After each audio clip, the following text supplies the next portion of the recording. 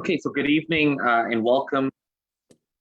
Good evening and welcome to General Council. Again, we do apologize. It's usually on our Tuesday evenings, but was backed up a day, so we're having this evening, so of April 13th. I'll first begin with the identification of any media on the line. Victoria Gray from the Turtle Island News. And Garlo from Good the Two Row Times. Perfect. Thank you so much. And good evening, Victoria and Nanta. The next item, which I'll go to, is there any changes, additions, or deletions to the agenda?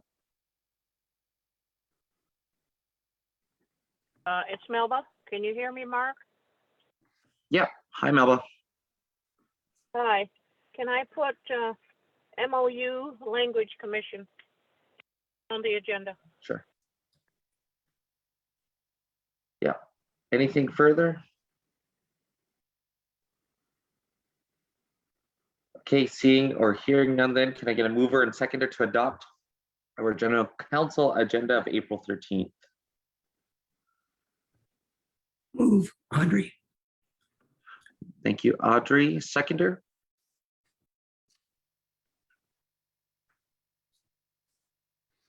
I'll second it, Melba. Sir. Thank you, Melba. Are there any further questions, comments? Seeing or hearing none, all in favor? Any opposed? Seeing or hearing none, motion is carried. We do have a number of delegations joining us this evening, and just prior to me introducing our first delegation, I just also would like to give a heads up. I will be having to shift out by 7 p.m. But we'll come back to the council meeting. I'm going to be doing a speaking engagement with Wilfrid Laurier University at 7 p.m. via Zoom. So that's roughly going to be about 30 to 45 minutes. So I will look to a chair that will need to assume duties at that point in time. So if I can just look to either Nathan or Michelle usually assist with me in that portion, but if anyone can look to that'd be greatly appreciated for just before 7 o'clock. That being said, again, want to welcome, sorry if I pronounce your name incorrectly, from the Moose Meat and Marmalade, the APTN. Sorry, if you could just pronounce your name for me, that would be greatly appreciated as well. Oh, my name is Priyanka Desai. Priyanka. Perfect. Yes, thank you so much. Good evening and welcome, and thank you for joining us. There is a recommendation on the floor to provide permission to Moose Meat and Marmalade delegation to film and fish within Six Nations during May 2nd and May 10th. So what I'll do, Priyanka, is pass the floor right over to yourself to walk us through your presentation and what all that entails. So good evening, everyone, and good afternoon on the West Coast. I'm Priyanka Desai, and I work in the capacity of production manager with Moose Meat and Marmalade Show, which is one of the longest running food documentary TV series on APTN. We are filming our 7th season right now. Apologies for my voice. I'm just recovering from COVID. This show is about two hosts, Art Napoleon and Dan Hayes. Dan Hayes being a British trained chef and Art Napoleon being an amazing bush cook. He's with us right now. They explore each other's culture through food. The proposal is for Moose Meat and Marmalade to come in and film in your community. And I would let Art take over right now and speak more about the show and also what we intend to do in the community in the specific episode that we want to film at Six Nations. So Art, do you want to take over and talk a little bit about that? Sure, thank you. You can hear me okay? I'm new to Zoom, and I don't know these. Okay, right on. I'm the co-host and also a producer on the show. And we are filming currently our 7th season right now. So we've been around for a while. We're actually the longest current running food show in all of Canada. And we've gone international. We're in like 13, 14 countries, from Turkey to New Zealand to countries in Africa.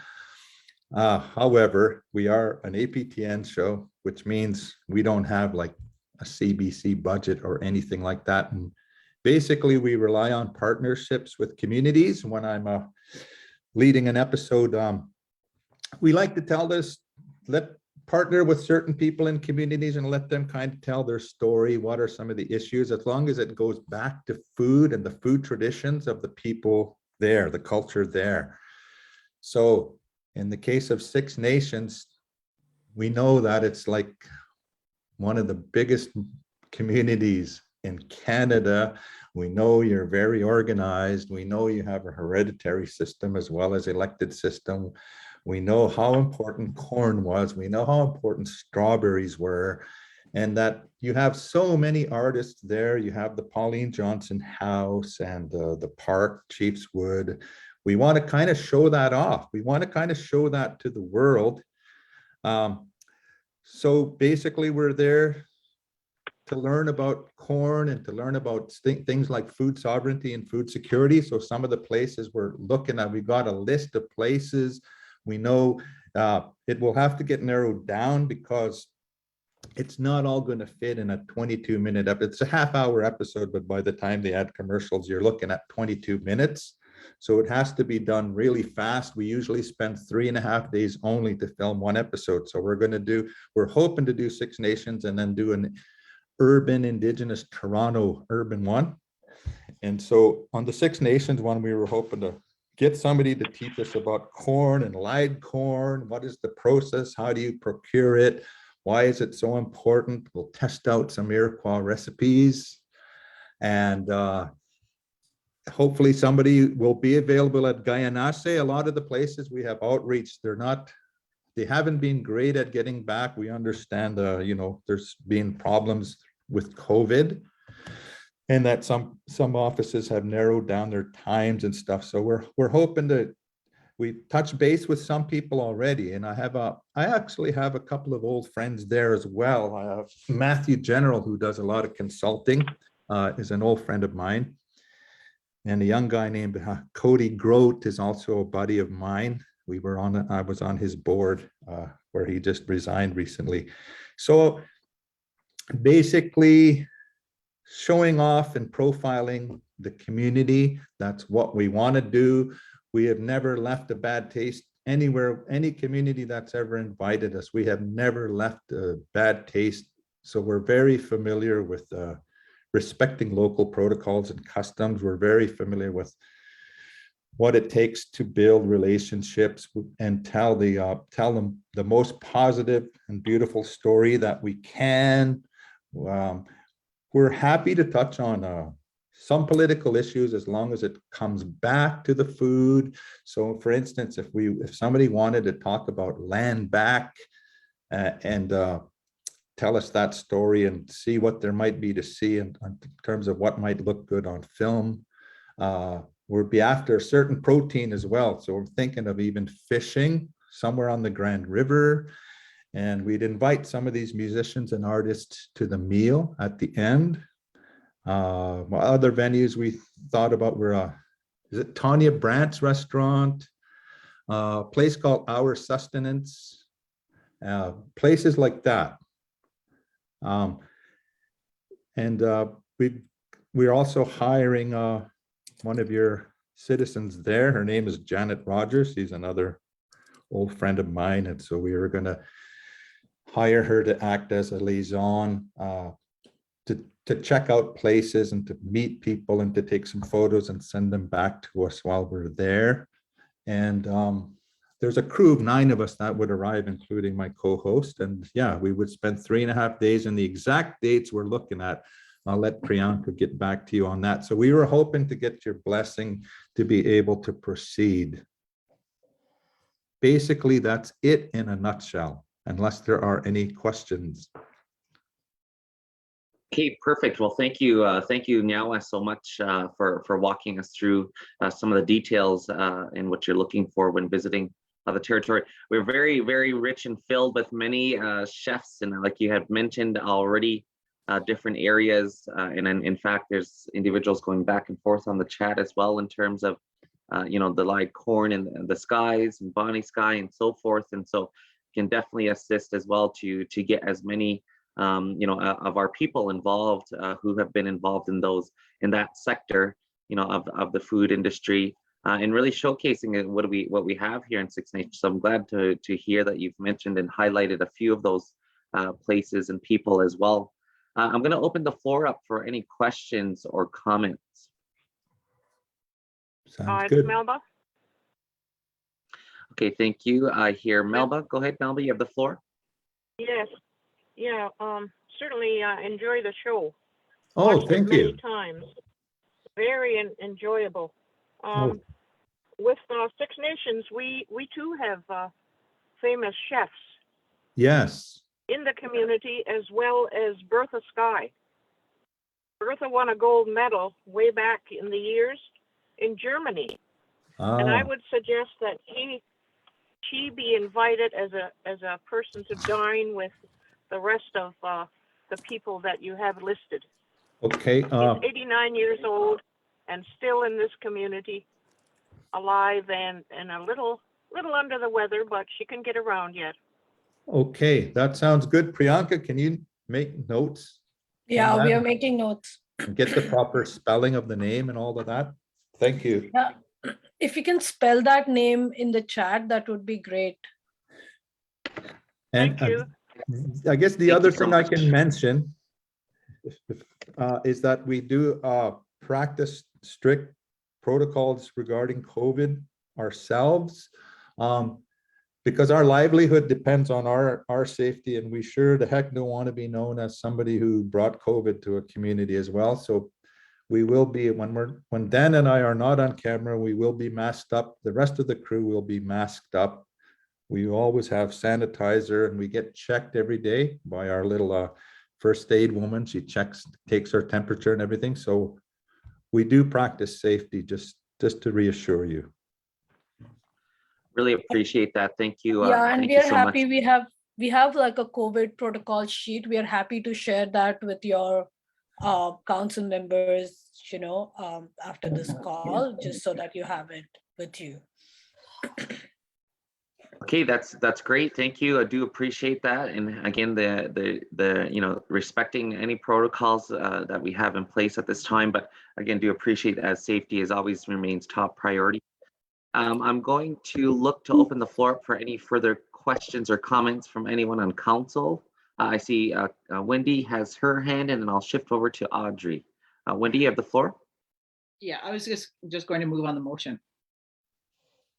Okay, perfect. Thank you so much, Wendy. So this motion on the floor, it's been moved again just to reiterate for those who are watching, to approve that the recommendation reads that the Six Nations, the Grand River Elected Council provide permission to Moose Meat and Marmalade delegation to film and fish within Six Nations during May 2nd to May 10th. So Wendy has moved. Is there a seconder? I'll second Mark, Audrey. Second it, Melba. Okay, second by Audrey. Okay, we have mover, seconder. Further questions or comments? Yes, I have a further comment, Mark. I would just like Sure. to say welcome to Moose Maiden Marmalade. I watched your first episode ever on your duck hunting. Oh, cool. It was absolutely wonderful.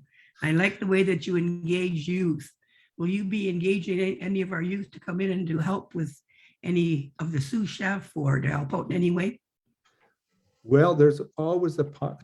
We used to actually make it a standard practice to hire somebody as a camera assistant, but they have to be somebody who's interested and maybe has a little bit of experience, and they get to learn how we operate, and it's a lot of fun. They get to hang out with us, and if you had a name for somebody like that, we'd be happy to take it. And of course, Janet Rogers will probably be shotgunning with us.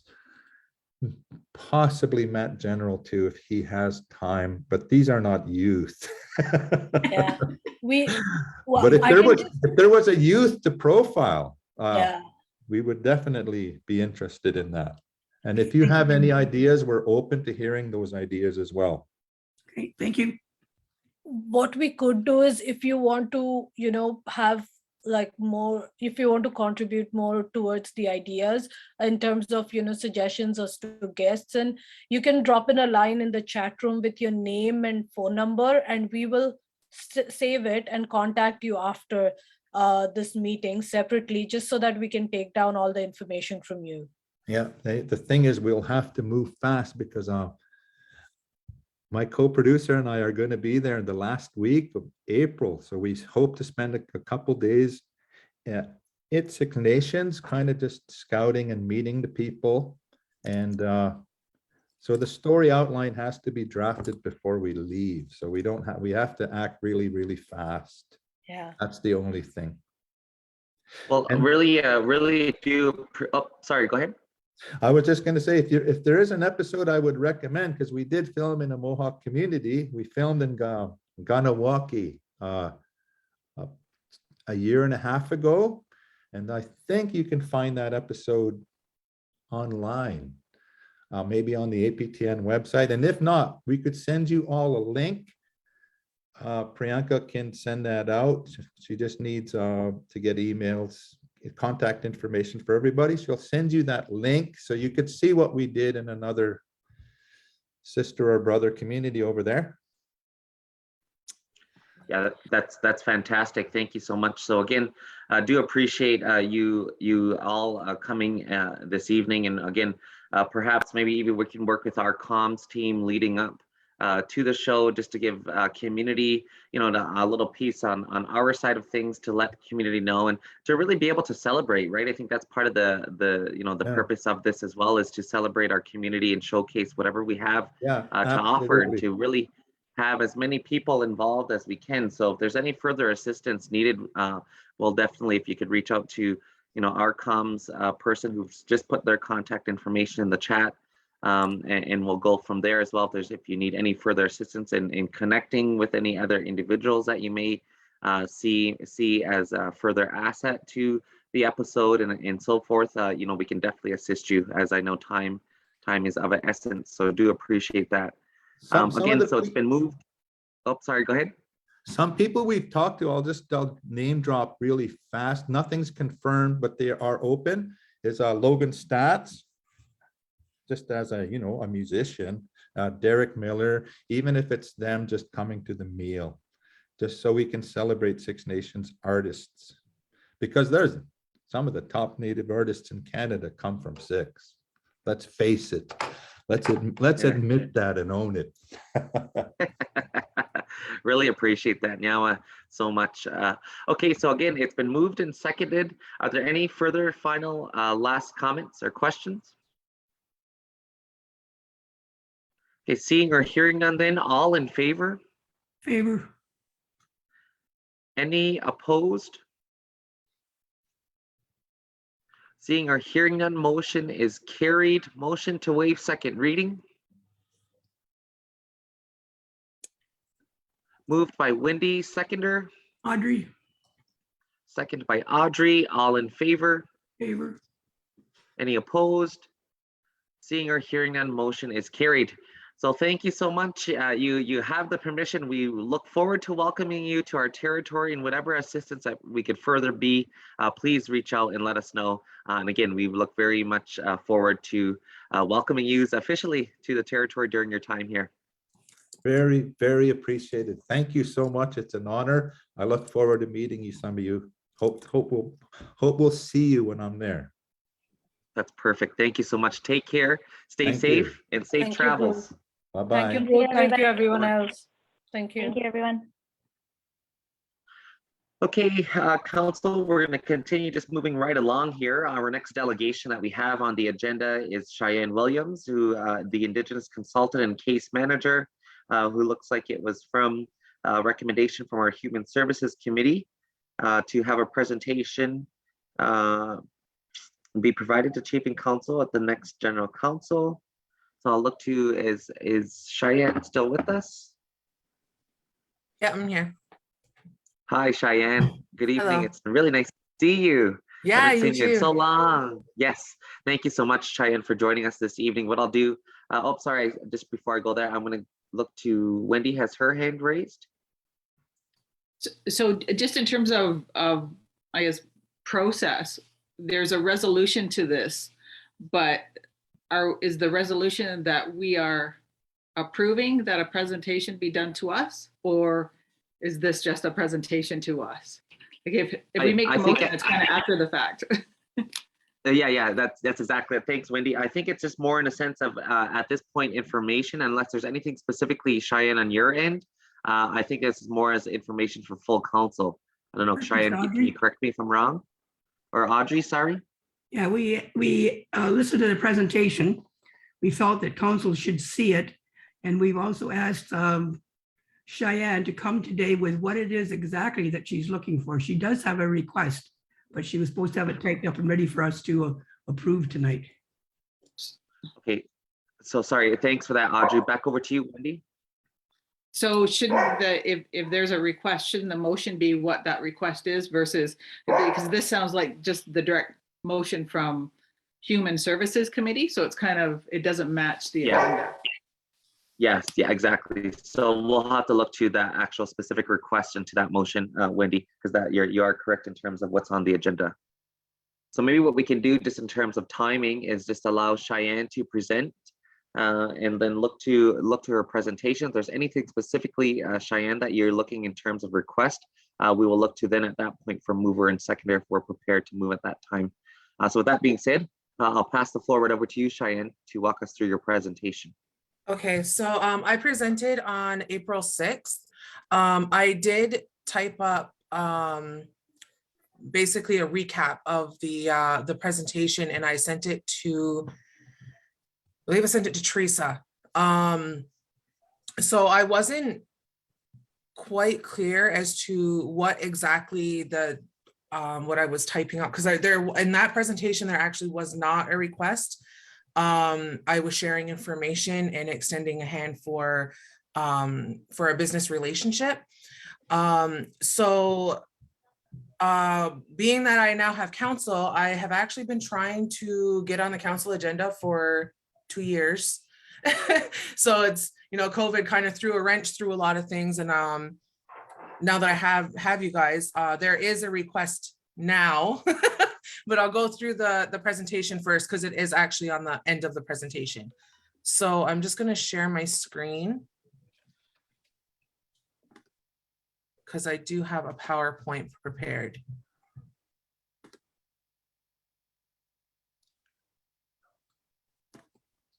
Okay, so our company is RD Psychotherapy. We are at 2 Heath Street in Hamilton, in East Hamilton, just off of the Red Hill exit ramp on Barton Street.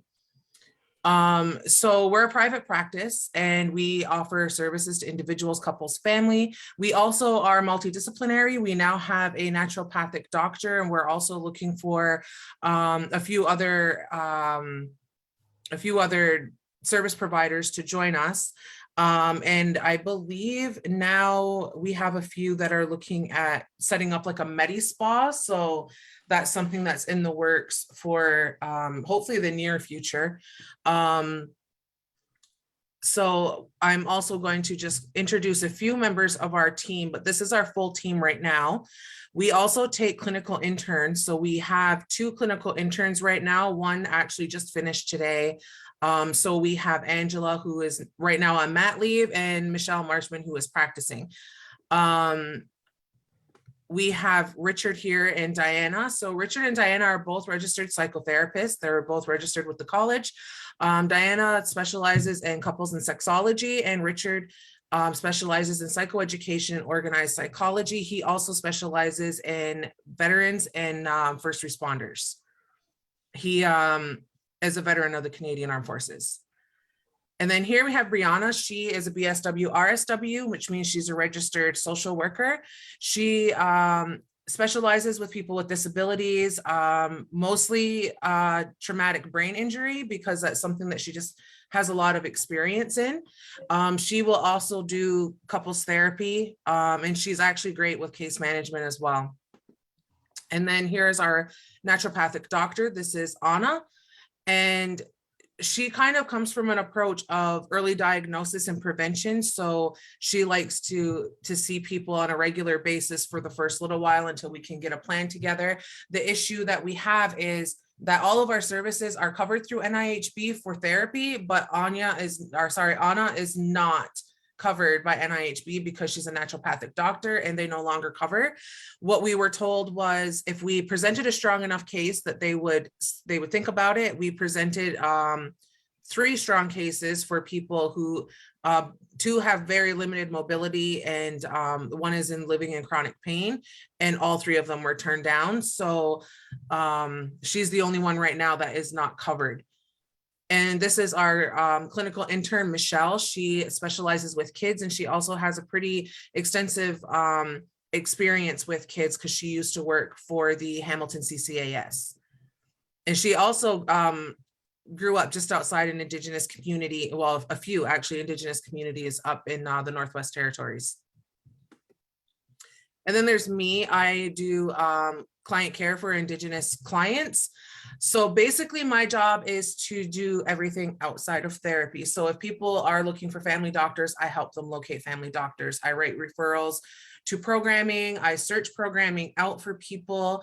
I've actually referred quite a bit of people to our programming here in Six Nations just because I have a wider knowledge, I guess, seeing that I'm from here. I also do a lot of advocacy work for people with housing, CAS, and we just had a meeting with the band reps, so we're kind of assisting them with a few cases as well. And I'm also a certified GLADU writer. I know a lot of people, even our own people, don't really understand what the GLADU report is or what it does. So basically, just to briefly go over, the GLADU report is not a get out of jail free card for people. What it does is it goes through the entire life story of the offender, and it's only used for sentencing. It's not used for any point before trial. The person has to be found guilty. We have to be looking at sentencing where jail time is a required minimum. And then we look at what is available to rehabilitate the person as opposed to incarcerating the person. Because we right now have almost half of our incarcerated population in Canada is Indigenous people. So we're trying to cut back on that a little bit. Also, this is not just for Indigenous offenders. When we look at the 718.2E, which is the portion of the criminal code that the GLADU report is under, it's for everybody across the board. The GLADU principles are only because of a court case that was appealed.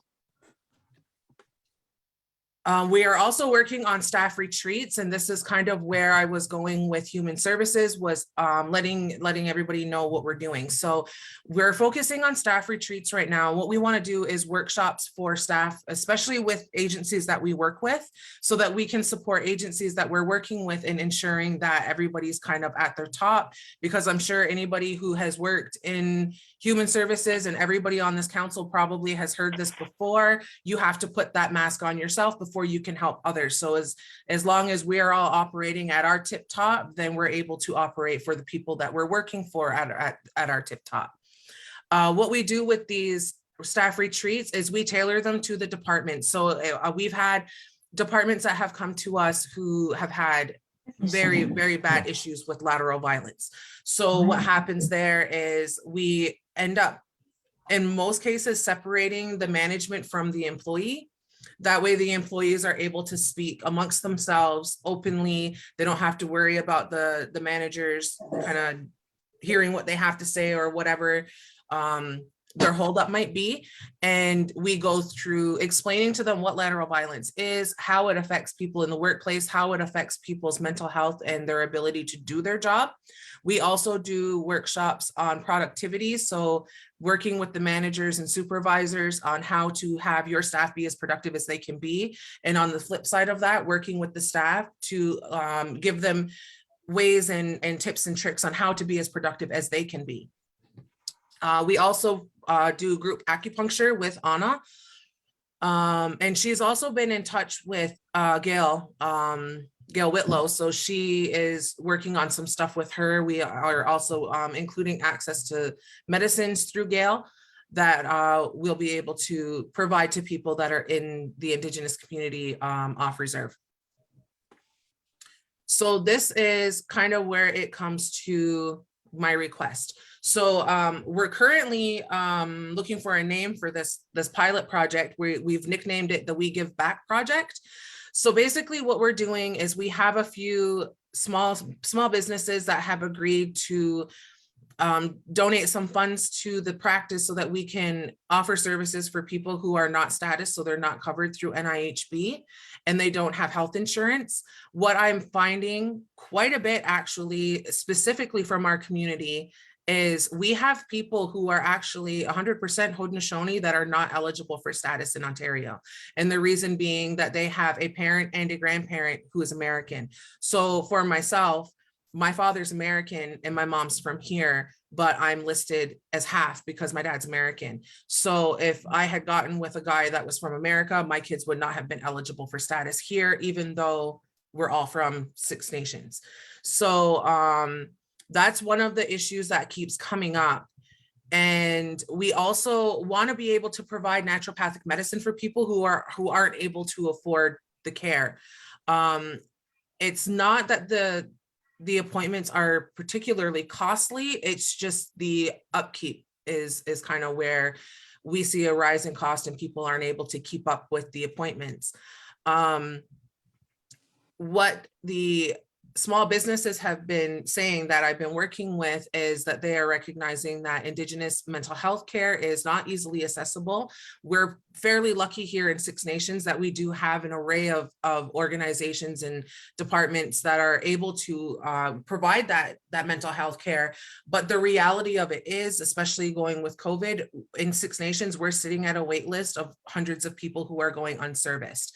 And that was part of the reason why RD Site got called into the meeting with the band reps, is because there was just gaps in services that were happening that we wanted to try to fill. Currently, we do not have a wait list. Provided I have all of the information that I need and NIHB upholds their end of getting the prior approvals back in a timely fashion, I can have people seen sometimes same day or next day, or within a few days. We've never had anybody wait longer than a week if they've given me all the information that is needed to set up their profile, have their prior approval done and approved.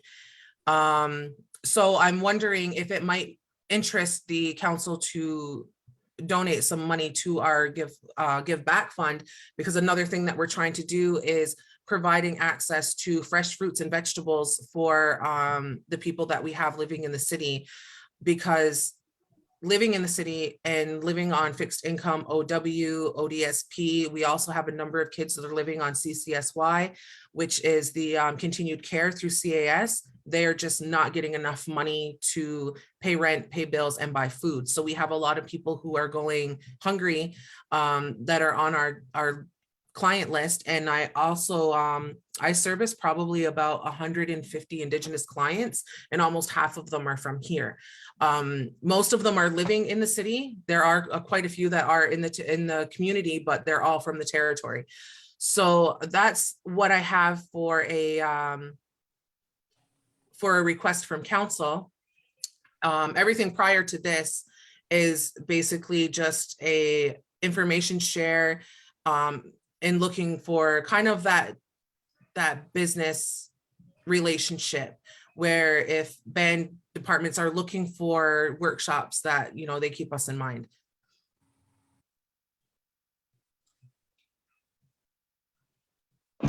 Okay, thank you, Nyawa Cheyenne, for walking us through your presentation.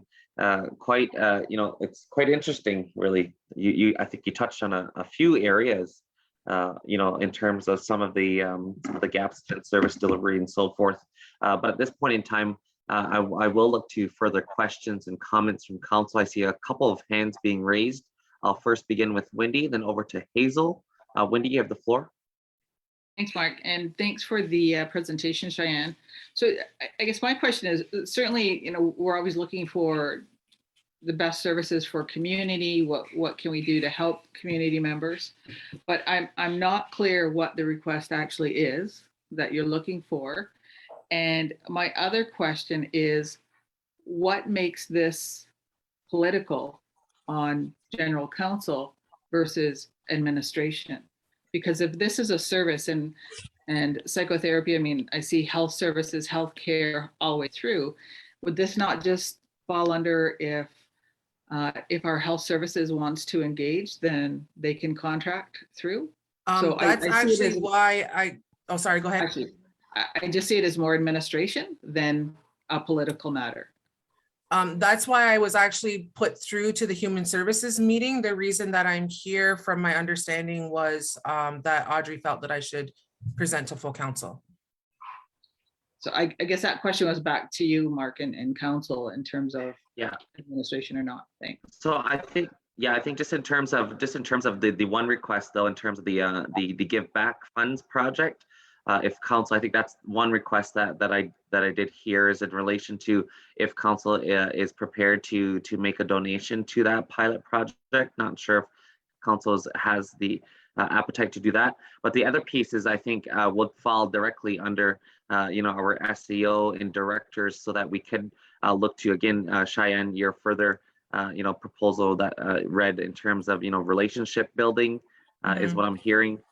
Further to help with the clients, some of our members off the territory. So I'm wondering if there's really a two things that I'm hearing, because I know we would look to our funds to see what is available, or if that's, obviously I know you've been trying to get onto council in terms of our finances. So we may have to go back and look to see where and if we could look to assisting the pilot project as well. I'm not sure what council's appetite is on there, but I do agree with Wendy in a sense of, next steps from here would definitely fall under our SAO, Darren Jameson, to further assist you in navigating through, some of our directors and programs and services to see if there's a willingness and appetite to further develop, for services and relationship at that point. I'm going to continue just going down. Oh, sorry, Wendy, did you have a follow-up piece? Yeah, I did. And if that's the case from and that's why I questioned the motion in the beginning. If this is a recommendation from health services to the committee coming forward to council, I mean, I would think that there would be where the funding is coming from and how much as well tacked onto all that, because it's that big administration piece coming forward. So I think we just missed a couple of things in there. No problem. I appreciate that. Thanks for that, Wendy. And I think again, the other primary reason is like Cheyenne, as you mentioned, in terms of information sharing. I think just for full council's information. I see Hazel and then Audrey. Yeah, I would just like to give an update from our Human Services meeting when Cheyenne presented there. I guess Sherry Lynn was the one that had given Cheyenne the information to come to the Human Services Committee. And with her presentation, the information that she presented, I thought was very valuable for like our administrative departments. Plus, I thought council could get some, having a workshop that they're putting together to put on for leadership, etc., would be beneficial for everybody. And I thought if council gets to hear the presentation, can determine if they think it would be valuable for them to be a part of a workshop, I think we could all benefit from that. I just felt that there was something in this good for everyone. As you can see that Cheyenne really knows her stuff about this and she does a good promotion on it, but it's also to bring it back home here to help, because we don't really have anybody on reserve that does presentations in terms of psychotherapy or whatever. And I think after COVID, people have really had some rough times. There's a lot of people and they're not going to tell you what they're feeling.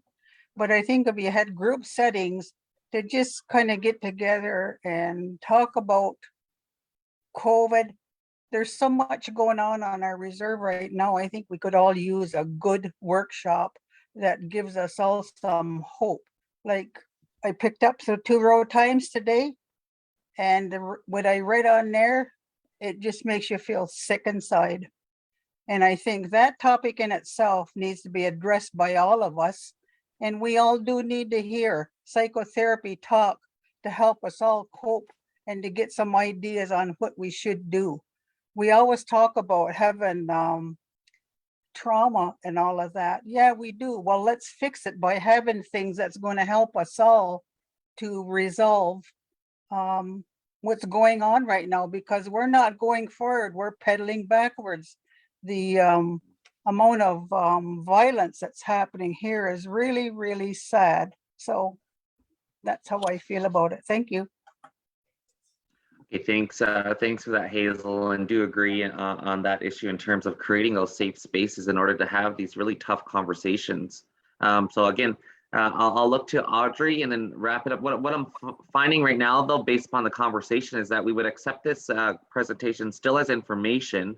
And then Cheyenne, we would shift you over to Darren's office, the administration side, even for the two pieces of, again, further partnering, what we could do further within community, you know, with your partnership, and then also in relation to the pilot project as well. So we can look to, you know, our finances to see if that's an appetite or an opportunity to also look to that fund. So I'm going to continue going down the list here, Audrey, and then I have Michelle.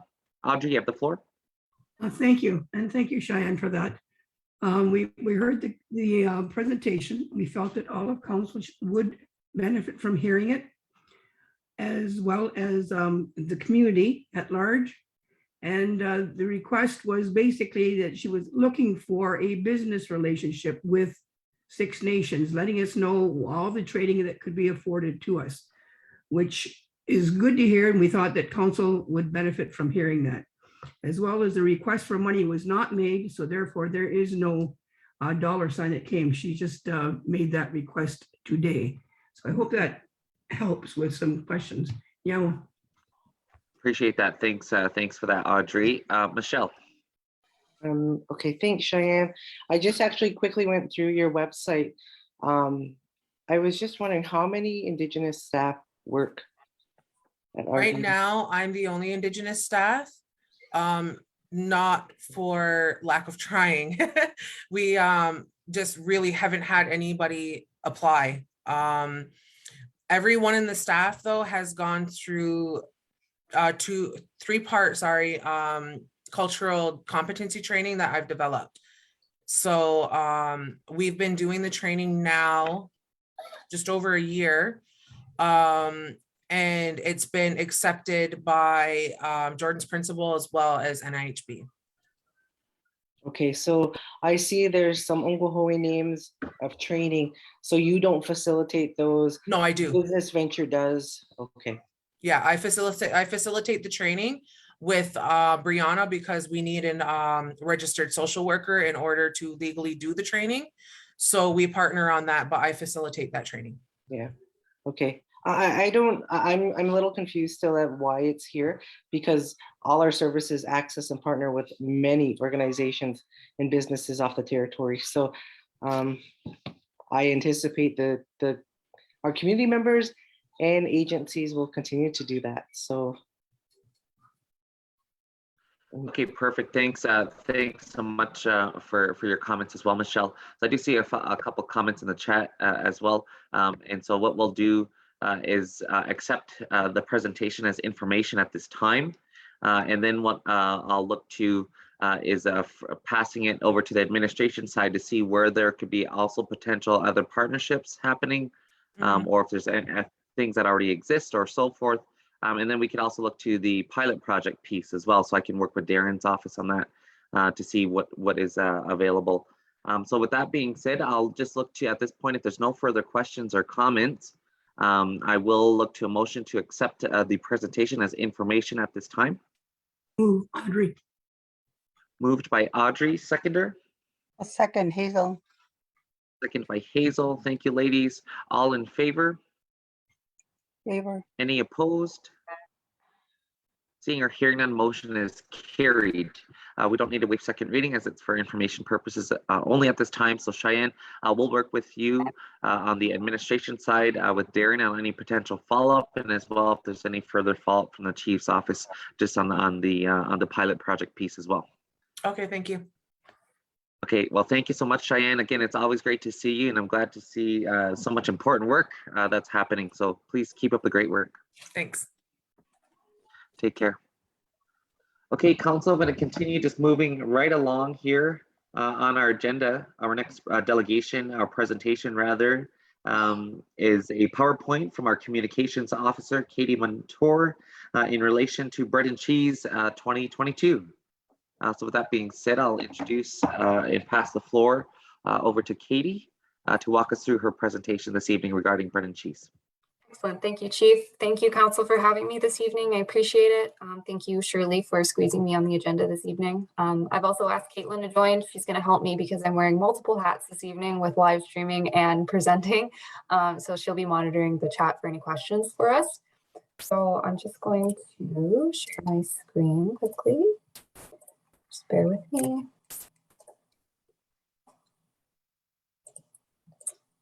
Okay, is everyone able to see the PowerPoint okay? I see nodding. Okay, excellent. Thank you. Okay, good evening, everybody. So we're in the early stages of planning for Bread and Cheese 2022. I know we've been receiving many questions about it and everybody's curious to see what's going on. So we wanted to bring this to Council and also to the community to hopefully answer some of those questions. And I'll be happy to answer any further questions at the end. So let's get the big details out of the way. So Bread and Cheese is taking place this year on May 23rd. It's a Monday. And it's starting at noon and it's going to go until the food runs out. So the location, we're looking to go back to our regular festivities pre-COVID. So we won't be having the drive-in like we did last year. So the location is going to be at the Sports and Cultural Memorial Center, AKA Parks and Rec, as it has been in the past. So I also wanted to highlight some of the other events that we are having over the weekend as part of the festivities leading up to Bread and Cheese. So on the Sunday, May 22nd, we're going to have fireworks beginning at 9:45 p.m. sharp for the community. As well, we have a couple of events on Monday that we are having in the lead up to the main event at noon. So we have track and field happening at Parks and Rec from 9 a.m. until 11 a.m. And then the parade is also happening this year. We've gotten many questions about that. Yes, the parade is happening. It's being organized by the Parks and Rec team. And the theme this year is celebrating our past, present, and future. So these are some of the confirmed events that we have. We have a few more that are still in the pipeline, still waiting to be confirmed, but just so everybody is aware of what we've got planned for you so far. So next, I just wanted to show, I've also gotten some questions about traffic flow and how this is going to work. So I've drawn up a little map here. I hope that helps out a bit. So we're gonna have the cars enter and exit at Lawrence Jonathan Lane. So just the back entrance into Parks and Rec. And this is because the parade is gonna be leaving at 11:30 and it's going to be entering the Parks and Rec grounds around noon. And they're gonna be entering through the main gate. So we don't want people going towards the main gate until the parade has gone through and gotten out of the way. So we are asking people to go to those yellow and orange lines that you see on the right-hand side. That is the entrance and exit. As well, the main gate is going to be used as an exit, but only as an exit and only after the parade has arrived. We also have parking available to our elders. So that front parking lot in front of the main facility is going to be designated to elders only. And the main parking is going to be in the field behind the complex. And additionally, I have gotten a question about whether elders are going to have a special entrance and special accommodations made for them inside the building. And the answer is yes. We are just confirming the details of that, but there will be chairs available for those who may need to sit and just a little extra side area so that the elders can proceed. So as far as the walking traffic, where we're asking the foot traffic to go, so you'll see this little orange dotted arrow there, that's the walking entrance. So we're asking people to go in the back doors. And then once they get their food and their bread and cheese, we are asking them to exit the main doors of the arena to proceed back to their vehicles. So that's the traffic map. And we'll have a more I guess, simple version of this map when we start our advertising once we get more of the details finalized. So next thing I wanted to address was home deliveries. So last year, because of COVID, we were in a bit of a unique situation where some elders and homebound community members were maybe not able to attend Bread and Cheese due to COVID. They didn't feel it was safe. So we were able to facilitate home deliveries for those people, as well as our community members living in the lodge and other facilities. So we're hoping to do that again this year, just because we felt that, we were able to bring so many people who may not otherwise have been able to attend into Bread and Cheese, and they were also able to celebrate. So this planning is underway. We're hoping to have more info available to the community in the coming weeks, including how they can register for home deliveries. Again, this is for our elders and our homebound community members. So I just wanted to say that that is something we are hoping to have and looking at, and we will have more details forthcoming on that. And then next, I did want to just chat quickly about COVID-19, because we are still in a pandemic. We do still have to be, alert and self-monitor. So I did want to note that Ontario has lifted the majority of their public health measures, including mandatory masking. And the remaining measures are set to be ended on April 27th, so well before Bread and Cheese. However, the Chief Medical Officer of Health at this time is still recommending masking for certain high-risk settings. So in planning for Bread and Cheese, we are taking a harm reduction approach. So we are essentially going to provide masks on site, hand sanitizer on site, but really it's up to the individual as to whether they feel it is safe for them to attend or not. So attendees are being asked to conduct their own personal risk assessment to determine if it's safe for them to attend. Again, they can choose to wear a mask if they feel safe with doing so. But yeah, it's really up to individual discretion. So that's that. And then I just wanted to highlight some other details as well, just to give you an idea of the timeline right now. So the food is going to be ordered this month, the bread and cheese as well. We're looking to start advertising at the beginning of May. We have social media, newspaper, the usual. And again, I also wanted to note, just related to the food while we're on the subject, we have noted that the food prices have gone up significantly this year, as has the price of everything lately. So just something to be aware of when we are ordering the bread and cheese for this year. And lastly, I wanted to note, importantly, we're seeking volunteers. We need volunteers to help make this happen. So if you're a high school student out there and you need your volunteer hours, or you just want to come help out, please email Lori Martin. Her email is on the slide here for those who may want to volunteer. We would really appreciate any help the community would like to lend. And I believe that's it. So I'm just going to leave this up here for a moment for any community members who are watching and maybe writing down the email. But that's the end of my presentation, and thank you for listening, and I'm happy to answer any questions. Okay, great. Thank you. Thank you, Katie, for walking us through your presentation. I know this has been quite a challenge, as we've all seen over the last couple of years, to do what to do with bread and cheese. I think we went from the first year of delivering, hand delivering across the territory to the second year of a drive-through. It's obviously, we've been doing our best to maintain the tradition and really, actually that was quite late. I still will always remember that and really cherish that memory for everybody who made signs and the frontline workers and dressed up. And it was very nice, as challenging of a time as a community that we were going through. That day really brought out some amazing, things that happened and that we can really come together as a community on this day. So I do appreciate the work that's happening. I know a question that did come forward is what is the age that defines an elder? I know that's one that Caitlin might be posing to you that maybe you could take back to committee on defining what age that is as well.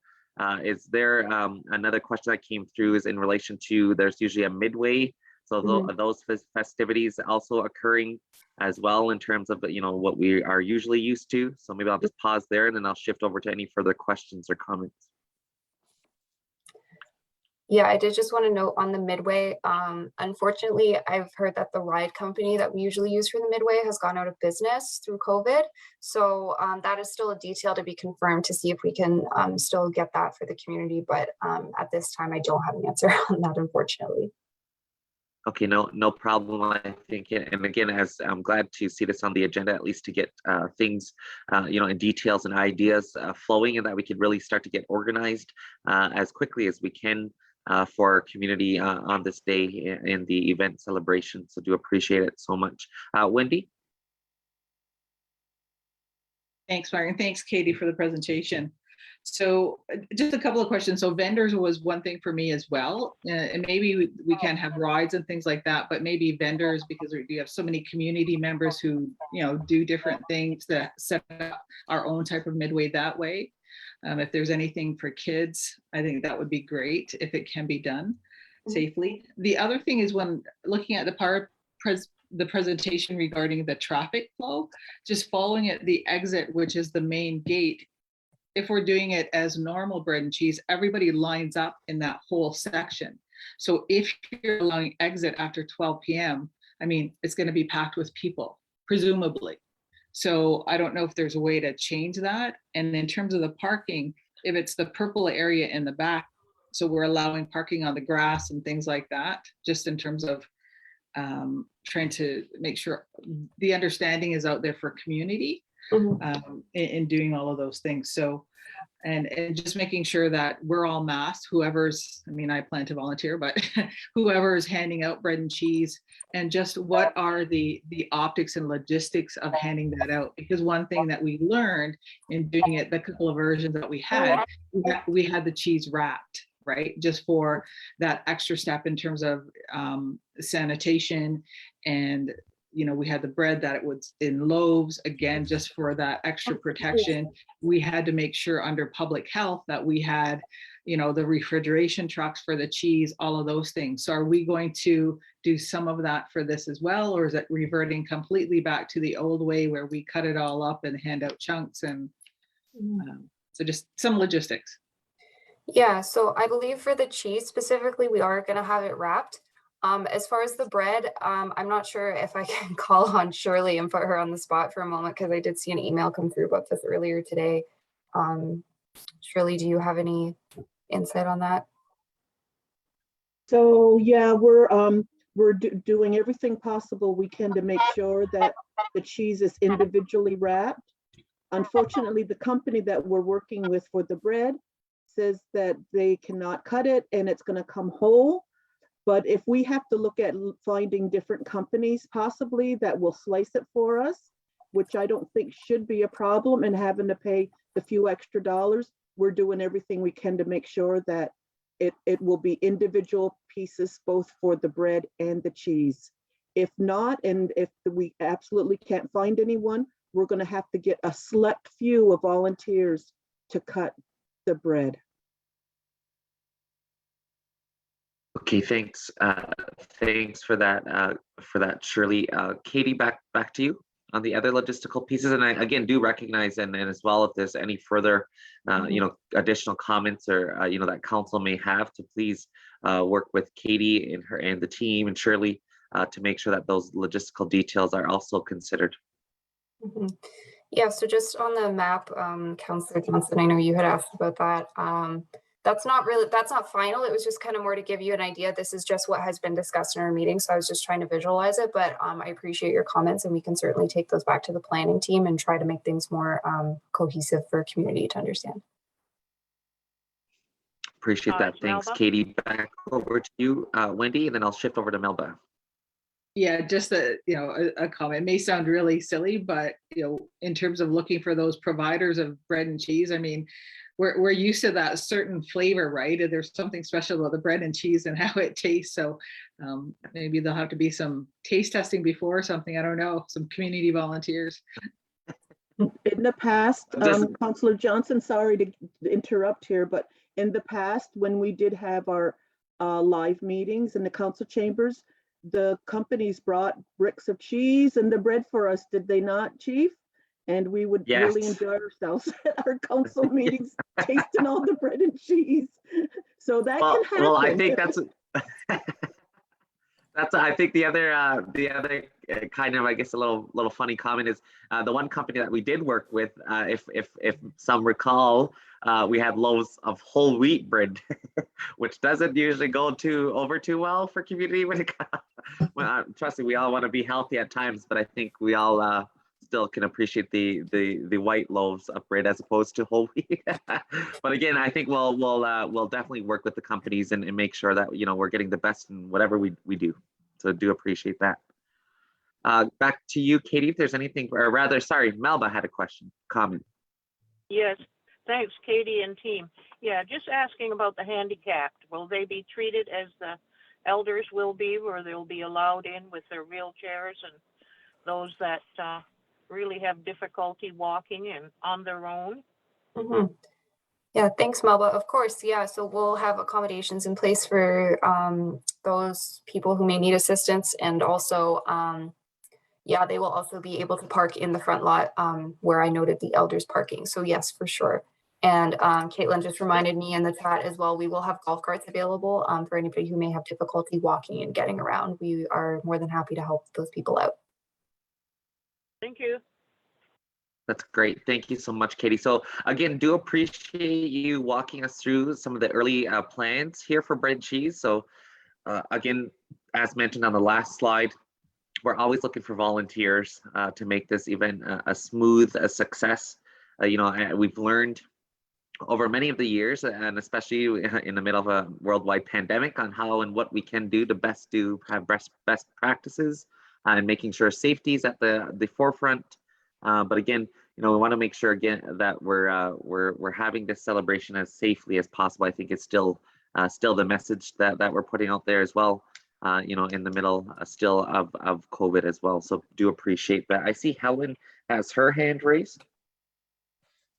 Yeah, I would like to see some kind of recognition giving to Tom Mentor at this year's Bread and Cheese, because he volunteered for I don't know how many years, 40 years or something.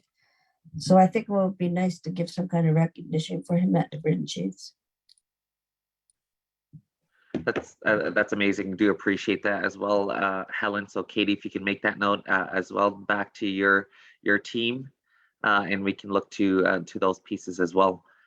So what we'll do then is, if there's anything further, council, please work with Shirley and Katie so that they can include any other comments that you may have that can make the process a lot smoother and efficient and so forth. And we'll definitely, I know I did also mention maybe with Michelle can assist as well with the midway. I'm not sure if the fall fair if that company is still okay or going or what, but maybe we can have some partnerships, or rather some assistance there. I'm not sure if Michelle, if you wanted to comment on that or not.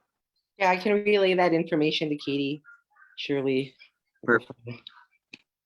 Perfect. That's great. Thanks so much for that, Michelle. Okay, Katie, so thank you so much for coming and joining us this evening on General Council. Are looking forward to the final details and what the day will look like final and get advertising and so forth. And do appreciate all the work from the planning committee as well. So Nyawa. Thanks, Chief. Thank you, Council. Appreciate it. Thank you so much.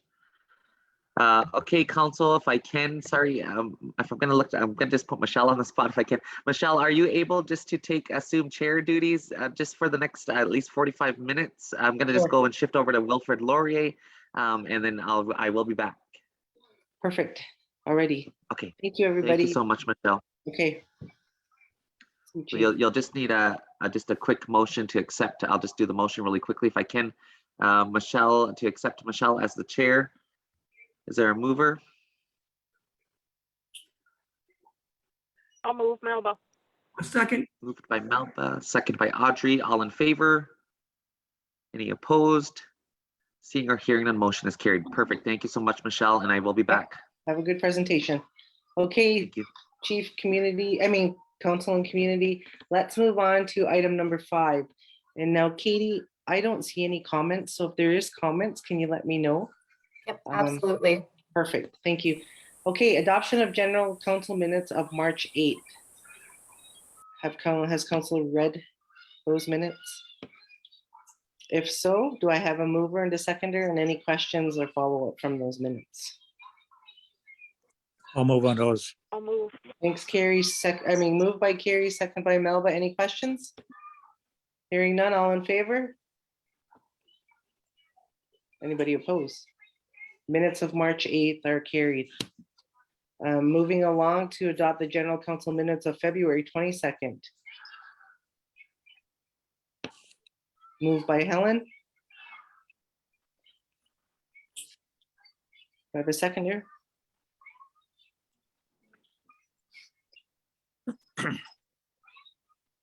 I'll second it with one What's that on change. Okay, I have a seconder. Wendy, what's the change? Just in terms of the consistency of my name. So just correct my name. Okay. So we have a mover and a seconder for the February 22nd minutes with those edits, the spelling of Councillor Johnson's name. All in favor? Anybody opposed? Hearing none, those minutes are carried. Alrighty. I'm going to move over to Audrey. If you could read the motion from Human Services. I move and recommend that the Six Nations Human Services Committee recommend that the SAO and the elected council chief to sign the agreement with the Haldeman for cross-border billing. I so move. Second, Melba. Okay, thank you. And so just so that the community knows, this is in regards to our paramedic services and that relationship. Do I have any questions in regards to the motion?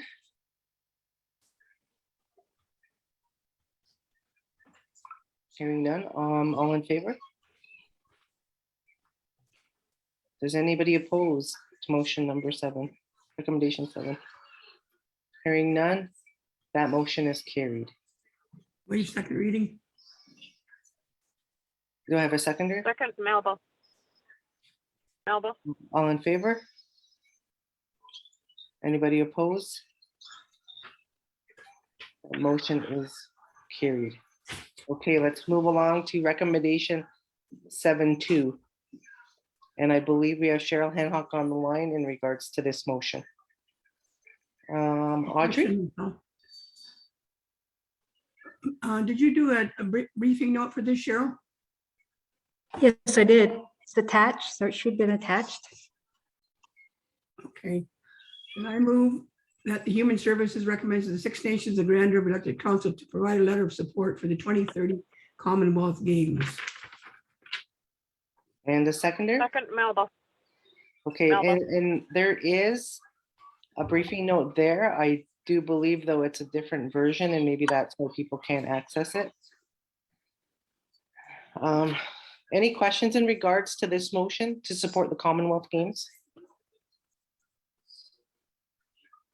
Wendy?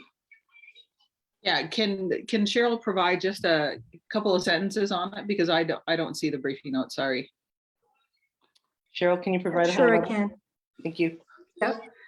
So back on March 31st, I was invited by Ava Hill to attend an Indigenous meeting for the group. I'm just trying to find what the exact name was. Just give me 1 second. It is the Indigenous Partnership Working Group. It's comprised of about 10 different organizations: the City of Hamilton, NAPOM, Hamilton Regional Indian Center, McMaster University, Mohawk College, Native Canadian Center in Toronto, Mississaugas of the Credit, Coalition of Hamilton Leadership. I'm not sure how to say the native name. I'm not going to euchre it, so there's a group there, and Fort Erie Friendship Center and Niagara Friendship Center. So during this discussion, it's just an overview of what they're doing for the bid of preparing for 2030. And they had asked if we could have support from the elected council in principle. So I stated that I could or get the information to you. They're looking at developing sports venues at the Six Nations of the Grand River. Our sports fields that we already have at the recreation property at 1738 4th Line, plus developing a new field lacrosse training center by the Iroquois Lacrosse Arena. So there is not any cost right at the moment. They're planning to use the fundraising through the games to improve the facilities.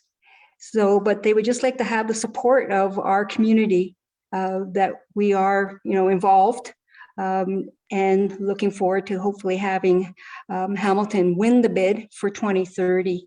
And so that's what they're basically looking for. So we would have, by just giving a letter of support in principle right now from the elected council to the Indigenous Partnership Working Group and plus the City of Hamilton. And they're working on the Queen's Baton Relay event that's on May 28th and 29th of this month. And they're looking at having either at Cheesewood Park or at the sports fields. So it's just different things, and just knowing that the council is in support of having this happen. Thank you. And before I go to you, Wendy, there is a comment in the chat. The question is, are we considering being hosts with Hamilton or support? There is a group, as I say, this Indigenous. So we would be like in partnership with them through that Indigenous partnership group. So Six Nations would be a part of it. As part of the working group. So, okay. Part of the working group, yeah. And that's all with the City of Hamilton. Thank you. Wendy? Yeah, I think it's one thing to provide a letter of support being part of it, but I think it needs to be clear too of the territory and making sure if there's any piece or part that's within our territory, that is recognized within this process. That has to be done by the group or by the games themselves going forward. I think that's very important. Also want to mention too, there's a gentleman, Lou Frapati, who's leading the City of Hamilton with this bid. He is interested in wanting to make a presentation to the council of how it would work and how they view Six Nations involvement. So I think he's made a request to the chief's office to have that done, but I don't know if anything's been confirmed on that. And do we have any funding commitments as being part of the group? Not right now, not to my knowledge. We don't have any, no. And there was a sports venue proposal that Kevin Sandy had developed, and that was a part of the package that I attached it to the package, to the briefing note, and about developing the facilities at Six Nations for field lacrosse, because they would like to make field lacrosse a medal sport at the Commonwealth Games, and Hamilton's agreed that they would support that.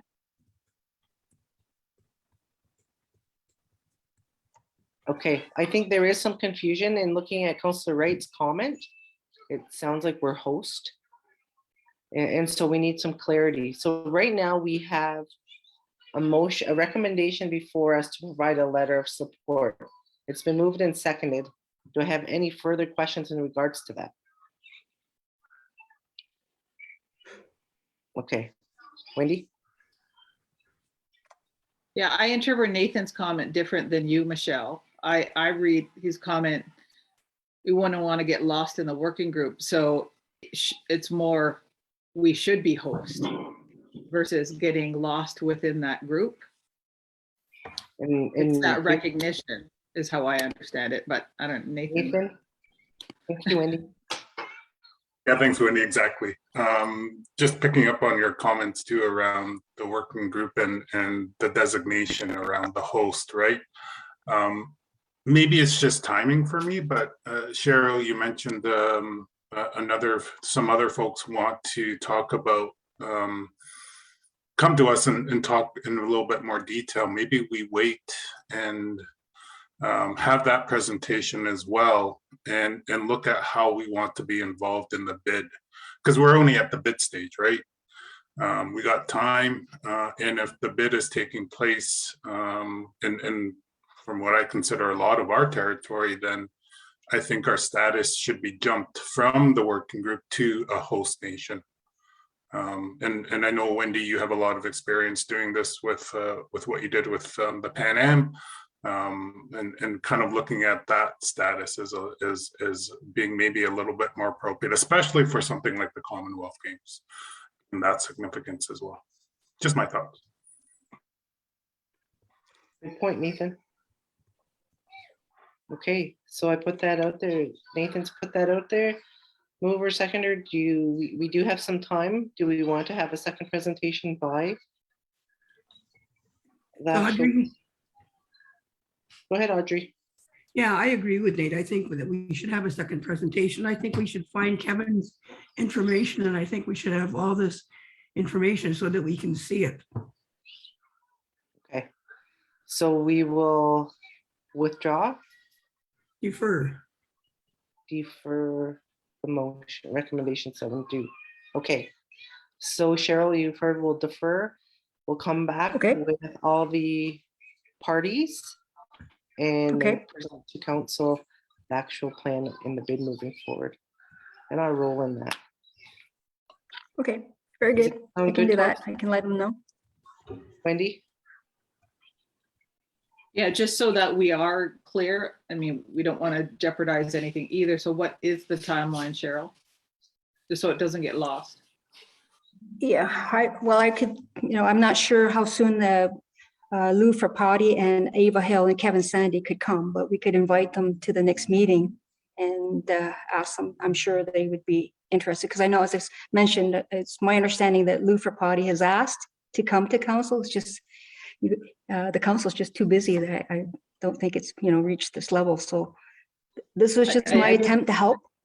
Yeah, I didn't mean for the presentation. I meant to have the support letter in for the bid. There's no real timeline. It's just as soon as possible. As soon as you can. There's from what I understand, the bid is going to be considered in July and August after the games are complete in Birmingham, England, or during those games. Okay, so if this can come back the next meeting or even May, I think that's good timing. Helen? No, I was going to just say that we don't know how long it's been since that gentleman has requested the chief's office to come and talk to us. We don't know when he sent it to the chief's office, whether it was 2 weeks ago or last week or a month ago. So I think we need to do this in a timely manner and get him here as soon as we can. Thanks, which is probably the next meeting. Yes. Thank you. So that's what we'll defer to our next general council meeting, which is in 2 weeks. Okay, thanks, Cheryl. You have yourself a good evening. Yeah, you too. Have a good one. Okay, council, let's move right along. On the agenda next is scheduling. So we need to determine who is going to be at the Gagnos and Dental Clinic grand opening on April 19th. I believe it starts at 11 a.m. and goes till 1 o'clock or 12:30. So it's my understanding there's a new mural, new artwork in the building, in the weight room. Wendy, are you volunteering? I have a question. Go ahead. So when I read the itinerary, I'm not sure who created it, but in terms of the ceremony itself, why is it the chief not involved? And why would, chief or council or whomever speak after a health services representative, just in terms of the protocol? And why is there no opening? Who's coming in for that? Okay. Points will be documented, and Shirley, I'm sure you can relay those to, I'm not even sure who's coordinating. So this is Janet Gasparelli. I'm on the. Janet, I apologize. I didn't know that you were on the line. That's okay. I came in a little bit late, but I can take that feedback back. So just so that I'm clear, we're looking at a more traditional opening, and then also for chief or representative to be in the agenda to speak as well. Yeah, I think what you're hearing is the chief should be there. Okay. And he should be doing one of the speeches. Okay, I can loop back on that. Okay, Sorry. go ahead, Michelle? Wendy. Yeah, so has comms been involved, like Katie or Dwayne or others? Because there is a set protocol for things like this, right? And my only other question is, because I understand that dental is under health services, but this is a federal building, a federal facility. So what is that relationship? So their planning was done in conjunction with the Ganeos federal team. So everybody was involved and aware that what was going on. It was a partnership.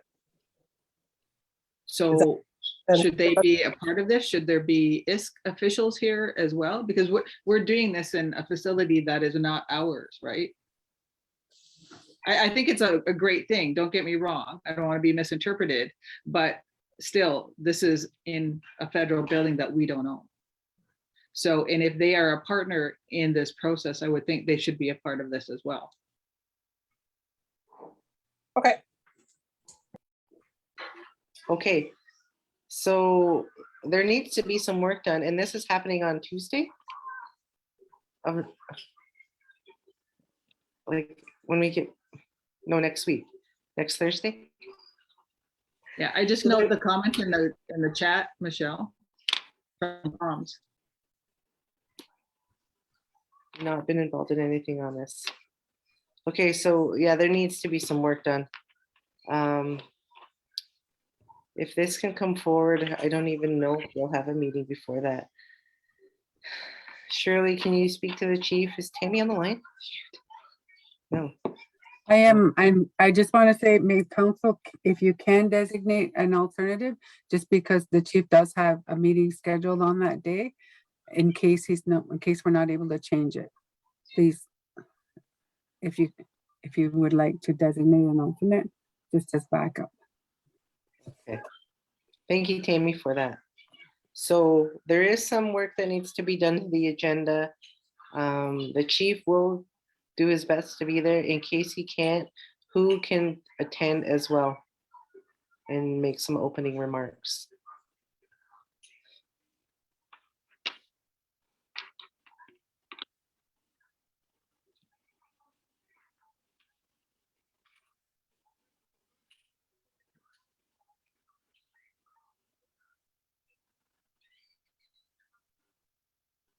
Okay, thank you, Nathan.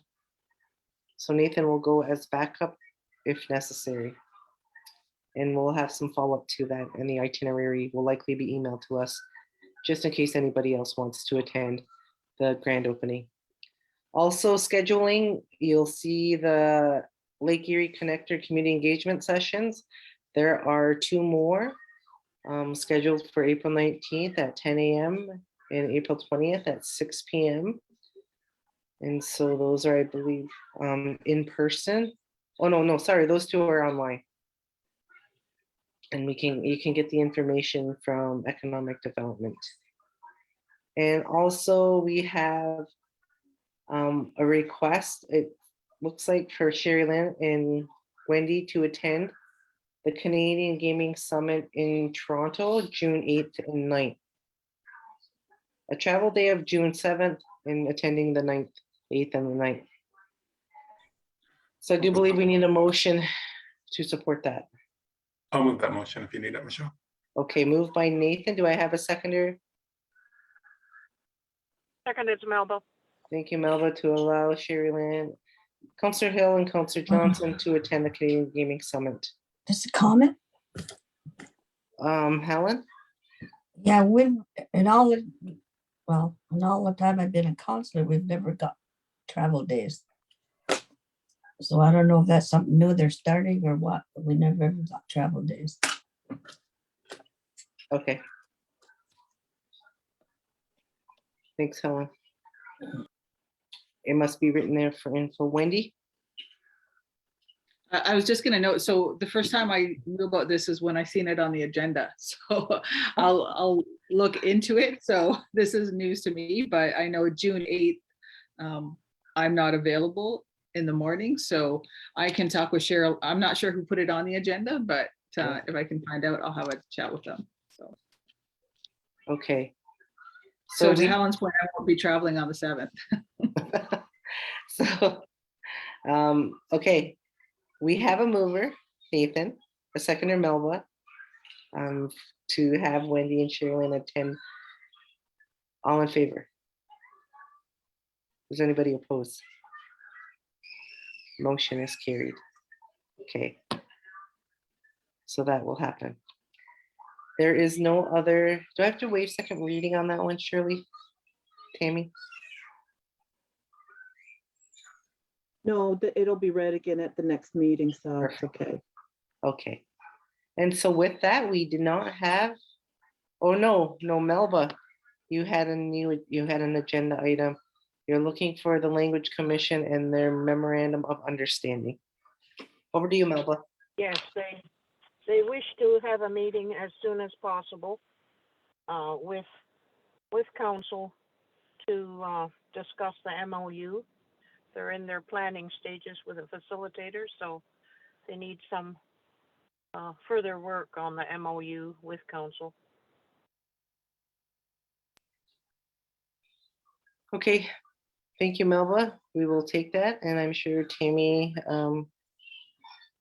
I think that's been sitting there for a few months now, so we can bring that forward within the next 2 weeks to bring that to a meeting. That would be great. So with that, that's all that's on the agenda for tonight. I want to, does somebody want to move to adjourn our meeting? Moved by Wendy. Seconder?